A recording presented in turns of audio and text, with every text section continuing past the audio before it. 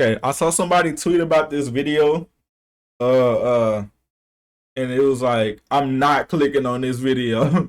So you know what I had to do? I had to click on the video. Oh yeah. So we got the path of YouTube, the path of two YouTube rappers, Quadeca and Dex. Now, I feel like at some point these two were at the same level. Like they were.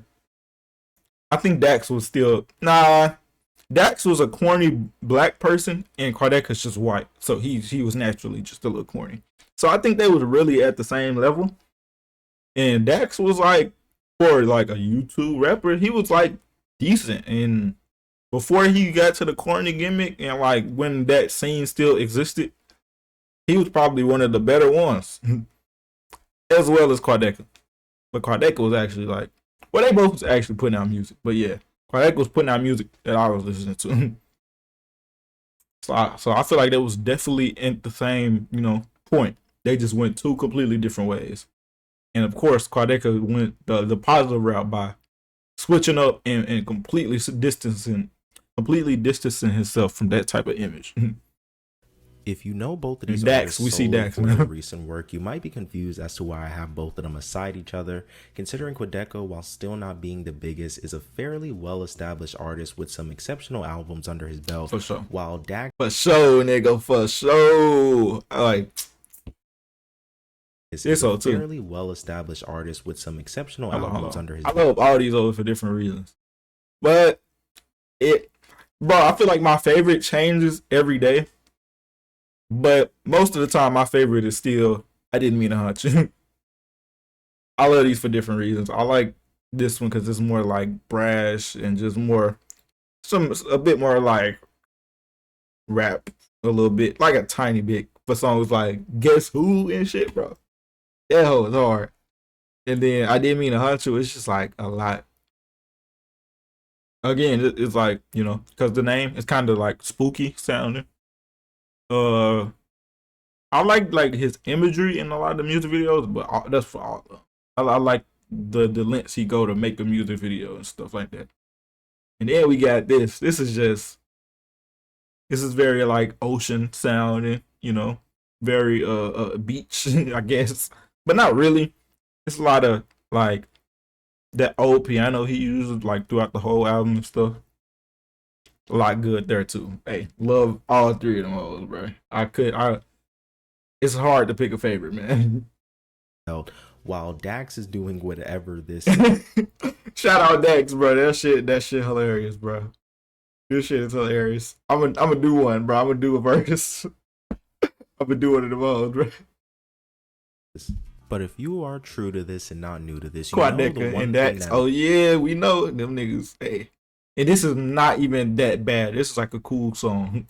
Links these two together is the fact that they both played as interesting figures in the. And I feel like Dax was kind of the better one on it.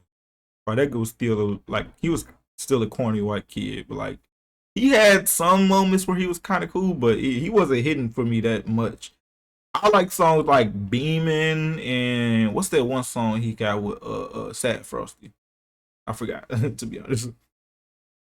I still like that song. YouTube rapper era around the late 2010s. But with the rise of TikTok and its more profitable role in the music industry, the YouTube rapper era began. Hey nigga, get this paid promotion off the screen, bro. These two to take totally different routes to try to work away from what became such a demeaning title. But in order to see how that turned out, we need to go back a tad bit.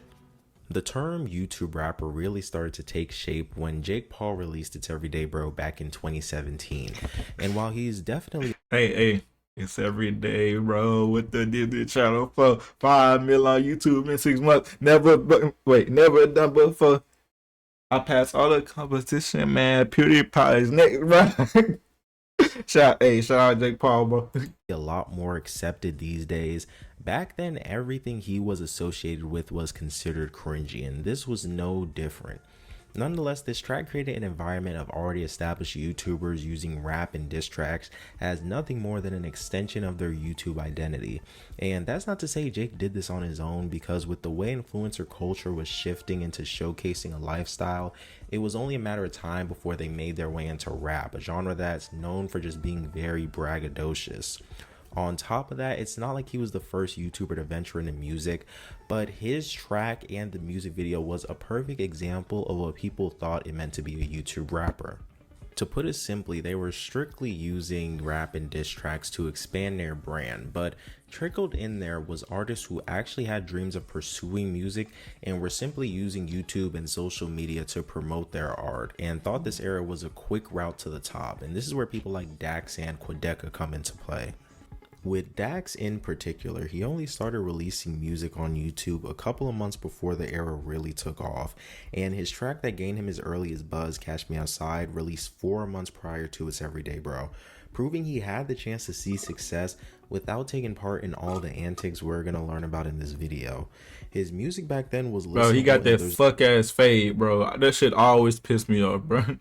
Bro, he just looked like a corny nigga, bro. This whole image just pissed me off. No denying that seeing that type of success that early on is insane.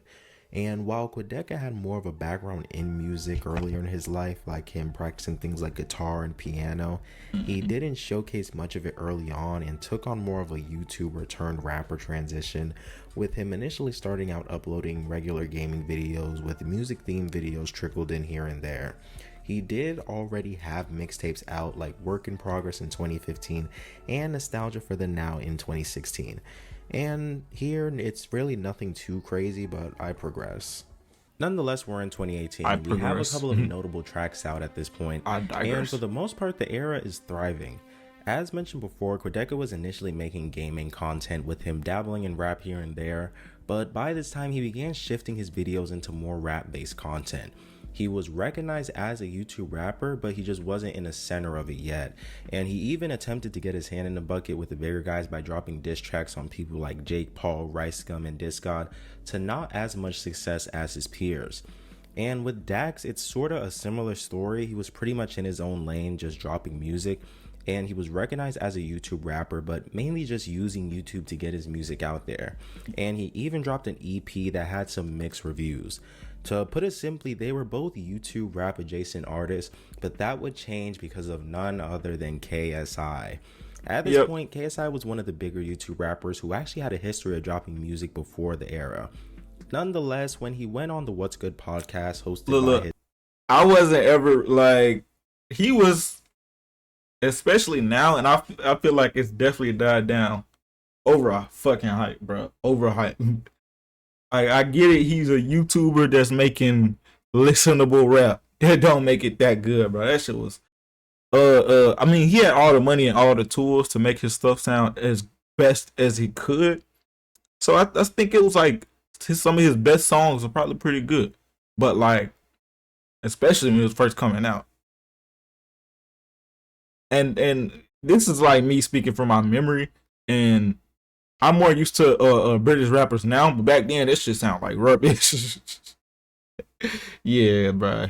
So yeah, I wouldn't fucking with that shit. Colleagues, he called out numerous creators that fell into the YouTube rapper category, including Quadeca and Dax. Quadeca's up there for me, as good. Quadeca, his latest track is dead. With Belu. Yeah, it's dead. With Belu, I remember that. I'm saying he's up there in good rappers. That track sounds like they recorded it in different booths. They did. They most likely did. But they did the music video together. So what's going on? I think they did. If you can do the music video together, why don't you record the song together? Okay. So wait, can we just scrap all of this? Give us the top 5 YouTube top 5. Oh, bro, it's tough. I actually can't think of 5. Like 5 actual rappers. I only know like 3. I mean, I guess there's Dax, but like I only know him. That's it. I mean, but he's a poor man's Hobson, and Hobson is the poor man's Eminem. And so Eminem is a poor man's Kendrick. And Eminem's a poor man's Kendrick. So that's crazy. That's crazy. That's crazy work. I don't know about that last one. I don't want to listen to a poor man. You know what I mean? It's dead. So who's in? And while a lot of his criticisms were valid, If you Hey, I ever heard heard it. any of KSI's music, he has no right to talk about anyone musically. And I think it was the fact that he framed himself as the best, while dunking on people he's seen as beneath him. Considering Quadeca was basically looking for his in on this era, and Dax seen the once-in-a-lifetime opportunity to beef with the UK's biggest YouTuber, both of them saw KSI's comments as a chance to make their mark and responded with I remember this. Shout out, bro. This was funny. This is a good diss tracks that one. did crazy numbers, and these tracks essentially solidified them as YouTube rappers. Quadeca took the opportunity to officially make that shift to rap-based content, but with Dax in particular, the role he tried to play during this time mirrored the fast rapper versus mumble rapper narrative that was dominating rap discourse back then. During the rise of SoundCloud rap, there was a growing belief that the so-called mumble rappers were ruining hip-hop, which in turn gave rise to artists who built their entire identity around being the opposite. Rappers who prided themselves on technical That skills. shit. Bro, during this, nigga, I was on whatever side XXXTentacion was on. Nigga, come on, bro. You already know. Right, come on, nigga. Bro, that Ethan nigga, a lot of these guys are my age or younger, bro. Get him out of here. I was so against the old heads, niggas. Now, a lot of people call me an old head now because I just like a wide range of errors. But I don't like old heads that don't even try to embrace the younger generation. Cause it was some hard shit coming out, bro. Nigga, we had, bro. And I actually like the 2016 XXL class for different reasons. A lot of people just blindly look at that and say it's great. I think Kodak is like very hit or miss. I like 21 Savage. I think his last album was cool. Yachty came up. I did not like Yachty back then, but he came up for me. And he's pretty good now. Uzi was fire back then. His last album was kind of ass. Who else? Denzel Curry was always amazing. Anderson .Paak, always amazing, bro. And then we got Lil Dicky in Dishonor. Yeah, I was on the mumble rap side for sure. For sure, nigga. But often those artists had a better than and I never was a fan of Eminem, especially Eminem. That was when I was coming up. Eminem was in his corny era, so I wasn't even alive for peak Eminem. That nigga was ass by the time I was 8. And weren't saying anything much better. Dax embodied that same. But I will say that middle Eminem era was pretty ass. But his last 2 albums was like decent. So he's not as bad. No more. Within the YouTube rap scene, his whole thing was insisting that he was an artist and not a YouTube rapper, even while engaging in all the typical YouTube rapper antics. By the end of the year, he even appeared on another diss track aimed at KSI alongside Deji, KSI's younger brother. Nonetheless, by 2019, the era really started to slow down. From here, we started to see that the main problem with this YouTube rapper thing was the fact that it was ran primarily by YouTubers who had no genuine interest in music or just weren't the most musically talented. And the fact that they were already rich and successful meant they could venture into other things the second it wasn't profitable anymore without any pushback. Along with that meant the fans left when the big dogs left, since the audience wasn't built around music itself but the personalities. I personally feel like a YouTube rapper era could have been amazing and could have kickstarted some more talented artists' careers in the same way that the early internet helped to kickstart some notable artists we know today like Soulja Boy and Tyler the Creator. But this era was just executed so wrong and terribly to the point where if you were even called a YouTube artist, it would automatically take away from your legitimacy. But the era wasn't completely dead yet, and by 2019 we've seen a lot of the creators who were still interested in embracing the YouTube rapper stigma trying to disassociate it with diss tracks and petty beef and trying to bring it back to just uploading music on YouTube. And here the similarities between our two protagonists come to an end. With Quadeca, he took the first big step and dropped his debut album Voice Memos. After going and listening to it, it wasn't anything too spectacular and was just as gimmicky as his diss tracks, but for the time it seemed like his fans were happy with it and it was a step in the right direction. With Dax in particular, he went in the complete opposite direction, with him still attempting to use the YouTube rapper method of dissing people. This is right around the time I actually started listening to Quadeca music, like for real. And I think he dropped wait, I don't know, a year or two later he dropped From Me to You, which is like, I feel like nowadays he don't ever claim that album for real, but I still like the album like a good bit. Like it was a lot good on there, even though he's definitely grown considerably. Up in a short-lived beef with Tory Lanez, which ended with a pretty embarrassing video of him apologizing to him. After hearing the background of this story, there really wasn't too much he could do in this situation, but this is rap, and I can only assume that apologizing for a diss track is the last thing that you'd want to do. This situation was a wake-up call for him that these rap beef antics weren't going to slide with anyone other than YouTubers, so you would assume that after this, he would start working towards making better music. But no, from here on out, his Better Than Thou gimmick only loosely called people out. For example, he dropped Kill Shot 2, where he sent subliminals at KSI again and YouTubers in general, and he did the same thing on his self-proclaimed 2. By 2020, the rise of TikTok and the TikTok artists marked the death of the YouTube rap era. Most of the YouTubers involved had already moved on to boxing or other ventures and left behind those who had mistaken this era for a genuine path into music. For Quadeca, he began releasing singles in preparation for his 2021 album From Me to You. And while he was still active on YouTube, it was clear he was taking his craft more seriously. To me, this was his sweet spot. He was still being himself, embracing a journey, but finally growing as an artist. And while From Me to You wasn't flawless, it was undeniably a step forward from voice memos. With Dax, he seemed to be pivoting toward more meaningful music and away from the competitive I'm the best. Bro, y'all remember the country era? Rapper alive. Bro, the But country the era, bro. problem That shit was that ass. his music still felt shallow. Not because he was talentless, but because it always felt like it was designed to pander. Dax's biggest issue has always been that his songs sound like calculated attempts to tap into whatever is popular at the time rather This nigga got a Trippy Red feature, nigga. What? than personal expression. And in 2020 and 2021, this pattern became painfully obvious. Looking back at the YouTube rap era, most people involved were able to move on and grow from it. But for Dax, the clout chasing formula became his identity. It's not that he couldn't make good music. Back during 2018 and 2019 and I believe some of 2020, he had these one-take freestyles that were pretty good, but it's that he always was chasing a trend instead of creating one. Then in 2022, he finally struck gold with Dear Alcohol. On the surface, it seemed like a genuine, heartfelt song about addiction and self-reflection.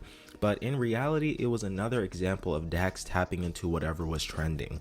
In this case, the early stages of the modern country music wave. The track leaned heavily into that blue-collar rustic sound that would later dominate the charts with artists like Zach Bryan and Morgan Wallen. The difference this time nigga, put that shit on me. I might have to kill you, nigga. that the grift worked. Dear Alcohol became his biggest song to date, a commercial triumph that, in comparison that to shit went anything crazy. Quadeca has ever released, even up until this point, which does prove that there's some rewards that come with taking this route.